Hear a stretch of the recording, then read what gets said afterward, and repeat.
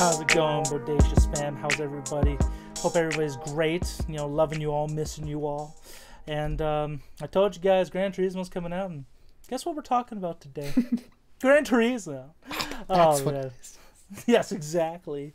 One of the latest video game adaptations to grace our presence in the last few years. And Bern and I actually got to see it last week or 2 weeks ago for a special screening. I think it was last week, so been a little over a week. Because AMC's got them sneak preview screenings, which is actually really cool of them. I mean, yeah, you get to see it before some people. I'm like, who cares? I'm gonna go see it. But again, this is a non-spoiler review because it is coming out this week, so don't worry about that. And do not forget to ring the bell, give us a like, and of course subscribe. Again, we appreciate you all.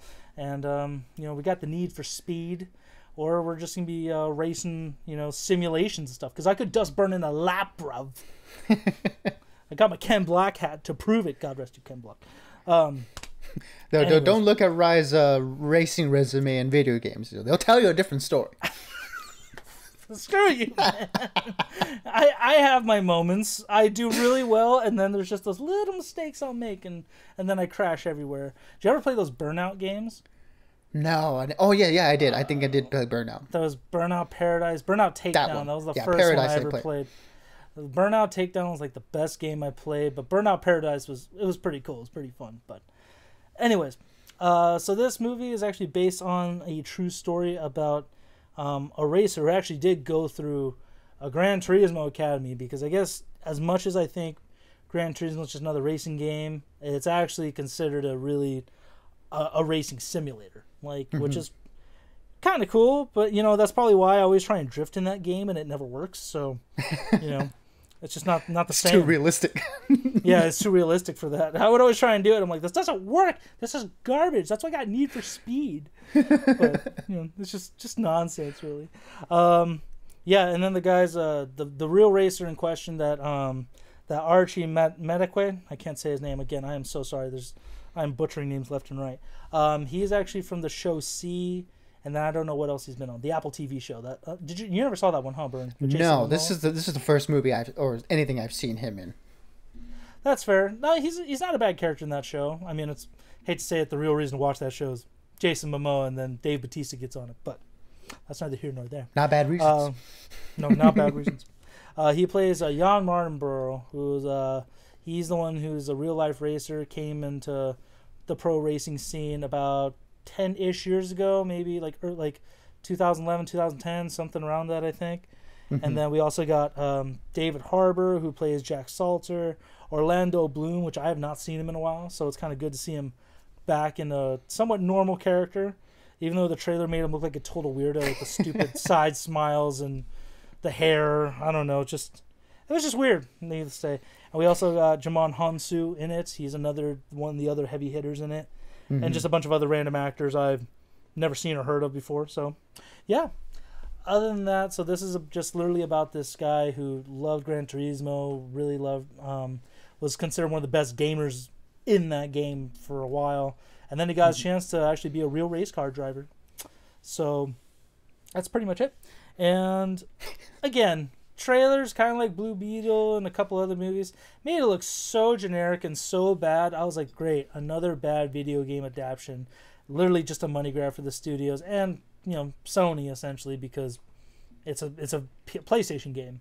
And actually, again, I was very surprised by it. I did not expect it to be as good as it was. And it's a little weird just because, again, it looks so bad. But it was actually really well done. The racing scenes were actually really cool.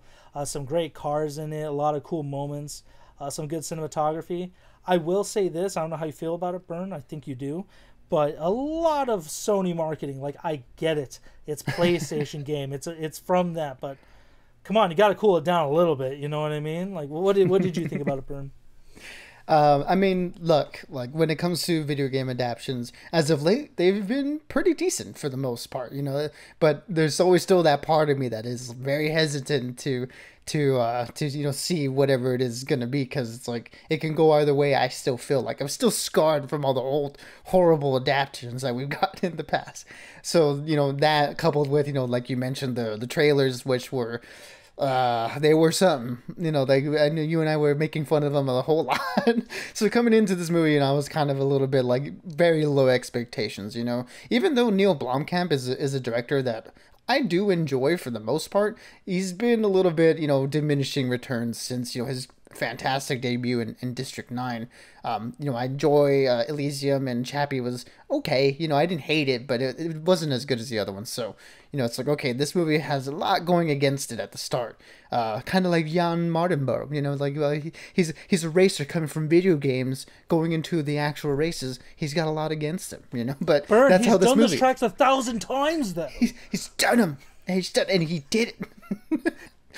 But hey, the movie, like you said, it was very enjoyable. I will say that it was surprisingly enjoyable. Even though, like, much like Blue Beetle, this does follow a little bit of a formulaic story where, if you've seen any like sort of sports movie or underdog story, you kind of know where it's gonna go. And I guess if you also know the true story, then you have an idea of like how everything turns out. But that being said, I mean, the execution of this movie is where it really hits. I mean, I think Neil Blomkamp is back to form. I think his directing in this movie is really good. A lot of fun uses of what we've been seeing lately with drone cinematography. That was pretty good, even though in certain times it could be a little bit janky. Most of the time, I will say it made the racing sequences very, very exciting. And I mean, that coupled with that fantastic sound design. I mean, you and I believe you watched it in a Prime theater too, right? I mean, I saw it in Prime, and it was amazing. Like, you could feel the roar of the engines in the cars, like in the seats and stuff. So that was really fun. And the actors here too, even though the material they're working with I wouldn't say is the greatest. There's a few sections of dialogue which are very, very cringy, and a few storylines that sort of like side stories that kind of just like go nowhere and feel like they were just injected there for no reason.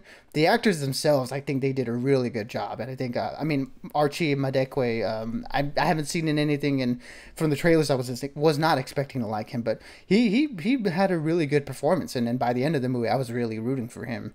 And Orlando Bloom, a lot of fun here. Haven't seen him in anything in a while, so it's cool to see him again. And a character, like you mentioned, is a little bit different for him. And I mean, David Harbour's he's always going to give you a good performance, no matter the quality of the movie.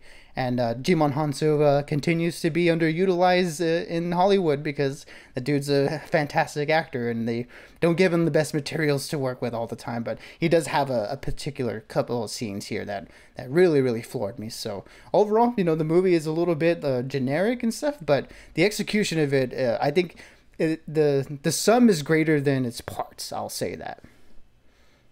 Absolutely. I definitely agree with you. And yeah, for me, David Harbour was the best performance in this movie. I think like without him, it definitely wouldn't have been as good. He added some good fun and energy to it for the most part. Kind of almost like a realistic element, in my opinion. So I really liked him with that. Having said all that, I'm going to give it another 3 out of 5. Definitely a strong 3, though. Almost a 4, because there are a couple great character moments that I was like, and actually a couple great racing moments, especially near the end.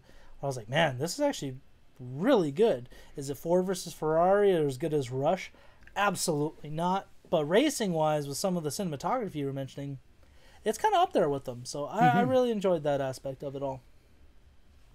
Yeah, I mean, so I think I'm right there with you. 3 out of 5 for me too. It was one I was going in with very low expectations, but came out of really enjoying. And I think if anyone's just looking for something fun to watch, that they don't have to like invest too much into, this movie is like right up there. And I think in terms of video game adaptations, this continues the trend of at least decent movies that have been coming out. So I would definitely recommend this one. I think this weekend, I think it's like going to be like $4 or something. It's going to be very cheap to go to the movies this weekend. So if you want to go watch this one or Blue Beetle, I don't think you can go wrong with either of them. Both really fun times, despite what you may be thinking going in. Absolutely. Yeah. Cinema Day is this weekend. So for those of you who are going back to school or, just kind of want to go to the movies for cheap, this is the upcoming weekends to do it. But for those of you who are going to see it, let us know in the comments after what you're thinking of it, or what do you think of it now. We'd love to hear your thoughts and see if you bash the trailer as much as me and Bern did, because there have been we've been joking around about a lot in our private moments, so it's like it's pretty funny. But until next time, everyone, we got Ahsoka drop this week too, so we're gonna wait for the end of the season to do our review on that. Until next time, stay bodacious and keep on ranting for the both of us.